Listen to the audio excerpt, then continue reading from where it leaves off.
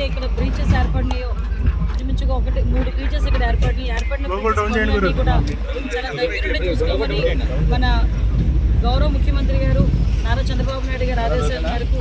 Irrigation minister గారు నిమ్మల రామానాయుడు గారు గత 3 రోజులుగా రాత్రి పగలు ఇక్కడే ఉండి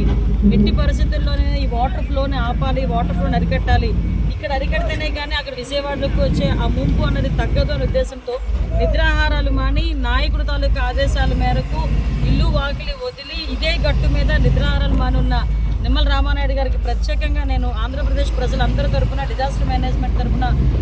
ధన్యవాదాలు, నమస్కారాలు తెలియజేసుకోవాలి. ఎందుకంటే నేను ఇక్కడికి వచ్చాను, ఒకసారి చూద్దాము అసలు బుడమేరు విషయం ఎలా ఉంది ఏంటో చూద్దామని చెప్పి ఈరోజు ఇక్కడికి రావటమే చాలా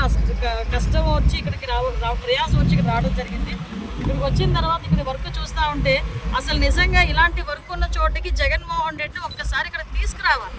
ఎందుకంటే బుడమేరు అంటే ఒక నది, బుడమేరు గేట్లు ఎత్తాడు, బుడమేరు అంటే ఏంటో కూడా తెలియని వ్యక్తి సీఎం అయిపోయి 5 సంవత్సరాలు ప్రజల తాలూకా కష్ట నష్టాలని పక్కన పెట్టి సుమారుగా 5 సంవత్సరాలు కూడా తన లాభాపేక్ష గురించి పరిపాలించిన వ్యక్తి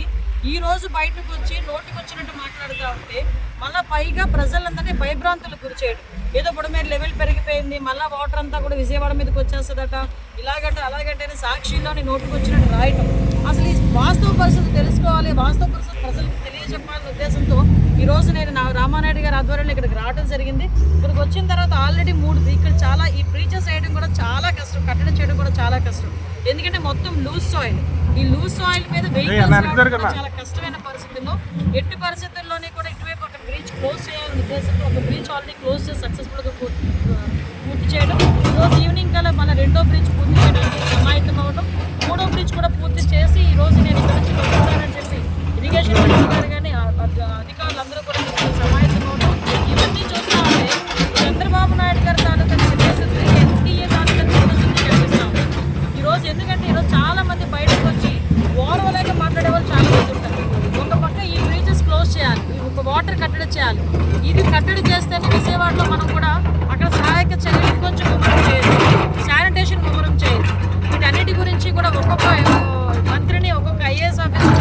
డిప్లాయ్ చేసి వాళ్ళందరూ కూడా ప్రజలకి సహాయ సహకారాలు అందించాలని ఉద్దేశంతో ఈరోజు చంద్రబాబు నాయుడు గారు తీసుకున్న నిర్ణయానికి ప్రజలందరూ కూడా హర్షం వ్యక్తం చేస్తున్నారు.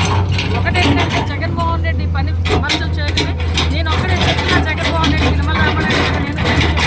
ఒక్కసారి ఇక్కడికి రావయా, ఒకసారి పొడిచినట్టు ఏంటో తెలుస్తుంది, పనులు ఎలా జరుగుతుందో తెలుస్తుంది, పనులు ఎలా చేయించాలో కూడా నీకు తెలుస్తుంది. అంతేగాని ఎక్కడో కూర్చొని నేను లండన్ పోతాను కాబట్టి 2-3 మాటలు మాట్లాడేసి లండన్ ఎగిరిపోదాం అనుకుంటే అవ్వదు కదా. ఈరోజు ఒకటే చెప్తున్నాం, నాయకుడు చిత్తశుద్ధి ఉంది, ఆ